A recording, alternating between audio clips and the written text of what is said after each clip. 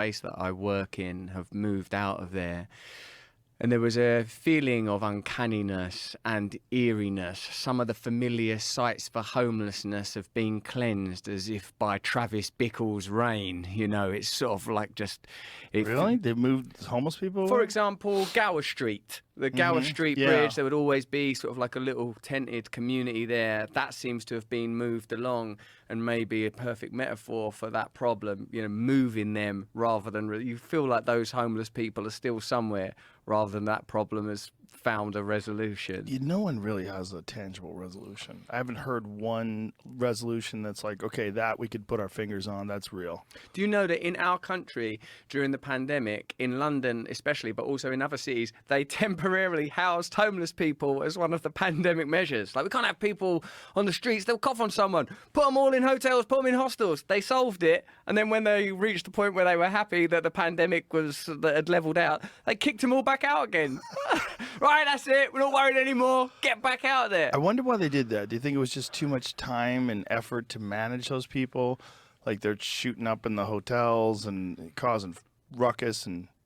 Well, I wonder what was the reason for like putting them back on the street, because it seemed like if they solved that, like they should be like, oh, well, you know, let's just keep dedicating these resources to keep these people housed.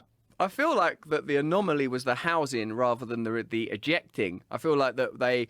When it was convenient and suitable, they could find a solution to homelessness that was an economic one. And then when it wasn't necessary anymore, they just pulled the rug out from under it. I'm sure, that comes with complexity.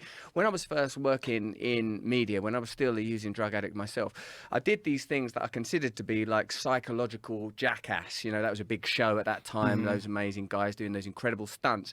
And I was like, well, what if you did the psychological version of that? So I had like a boxing match with my dad. I had a homeless guy move in my house. I seduced an octogenarian lady. I jerked off a man in a toilet. All of these things were the periphery of my limits as a drug-using young man, just trying to make my way in media.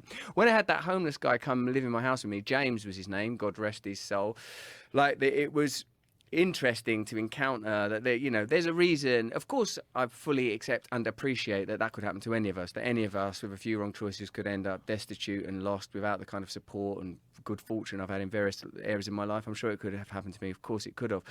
But there was a sort of like a gravity pulling him back out into the street. There's a gravity pulling it. It was like he couldn't deal with being in a house. Admittedly, these were not organic conditions. There was like cameras around and stuff. It was not a high budget production. It was really lo-fi stuff on a lo-fi digital channel. But being around that guy, he was like a heroin user. I was using heroin with him at that time. The sort of peak of the show was when I got into, we had a bath together. That was like, I thought, what's the most intimate thing you could do with a person to sort of overcome the idea that homeless people are somehow dirty or different, or like they should be excluded from society. So I had a bath with this guy. This stuff's still online somewhere, I presume. And, it pushed both of us to our limit. In the end, James decided that he preferred homelessness to live bathing with you. That's right. He made his choices. In the end, we just got a taxi to nowhere. Just got a taxi for him and just let him out anywhere. He'll make his own way in the world.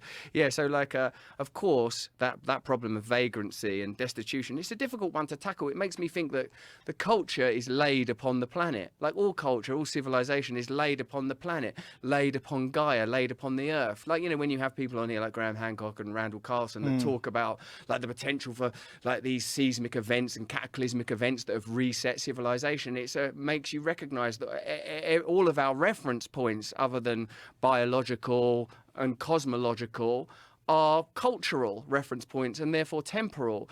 And so a person living in a tent in the street is in a sense living a hunter-gatherer lifestyle in contemporary America, or living a post-apocalyptic lifestyle in contemporary America. It makes me think sometimes, Joe, maybe the apocalypse is not a forthcoming event. Maybe the apocalypse has already happened. Maybe we're living in already its gentle threads are encroaching upon apparent civilization. When you're in comfortable, defined and designed spaces, you feel like everything's okay. The end of the world is impossible. And it just seems like entertainment when you hear about nuclear treaties being torn up, that it can't actually happen. But of course it can. It's so temporal. It's happened forever. It's always happened. The people that it happened to then, they never saw it coming either.